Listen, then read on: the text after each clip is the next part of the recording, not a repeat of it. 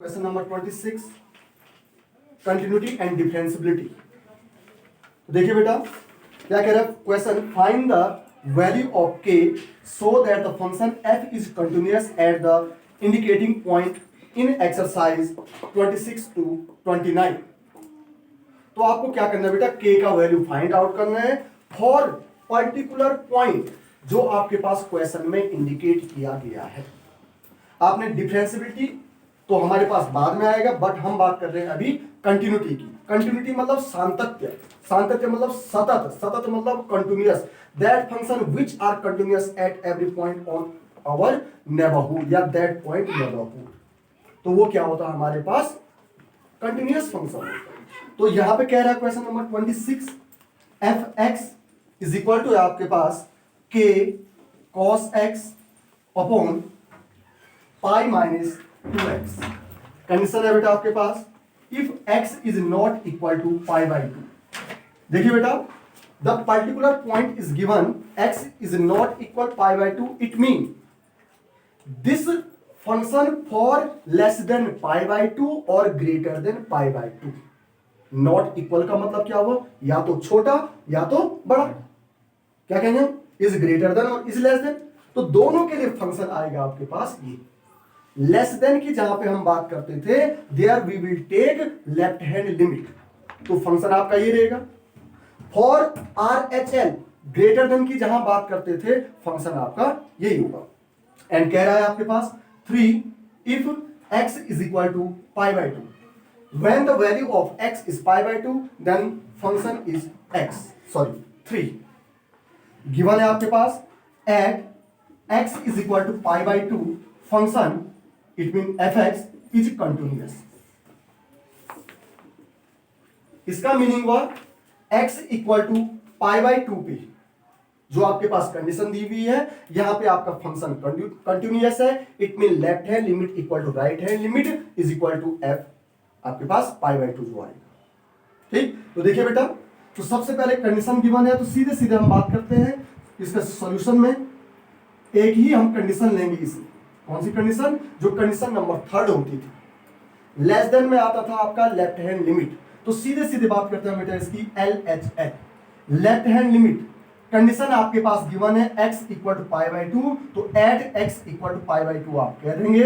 Left hand limit आपने ले ही बेटा यहां पर, limit x tends to pi by 2 और इसके प्रीफिक्स में माइनस fx, ये इक्वल टू हो जाएगा limit h tends to 0, h is a neighbourhood point and fx की जगह पे आ जाएगा बेटा आपके पास पाई बाई 2 माइनस h।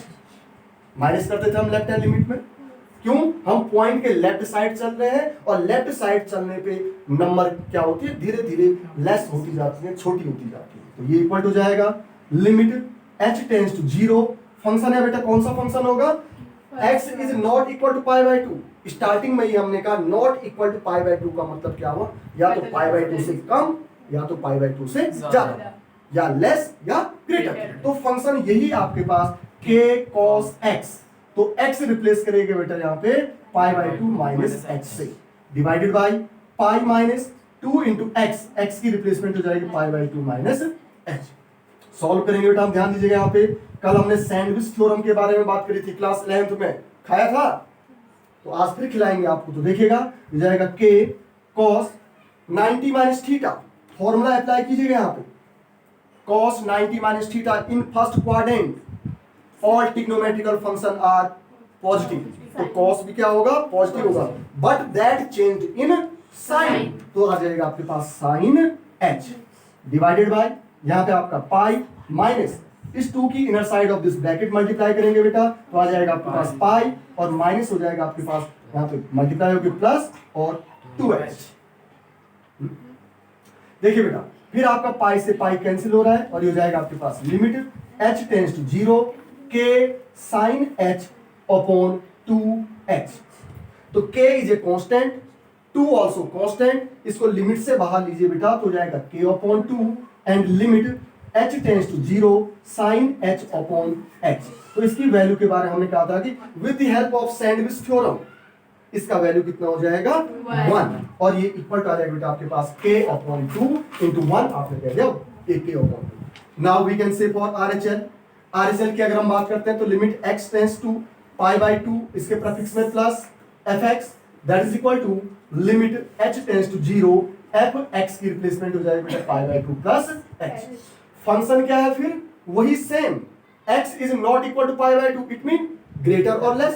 तो लेस की तो हमने बात कर दी, बट ग्रेटर की बात करेंगे आप तो आ जाएगा लिमिट h टेंस टू 0, ये जाएगा बेटा आपके पास k cos pi by 2 plus h divided by pi minus 2 into pi by 2 plus h। Solve करेगा यहां पे इसको आगे।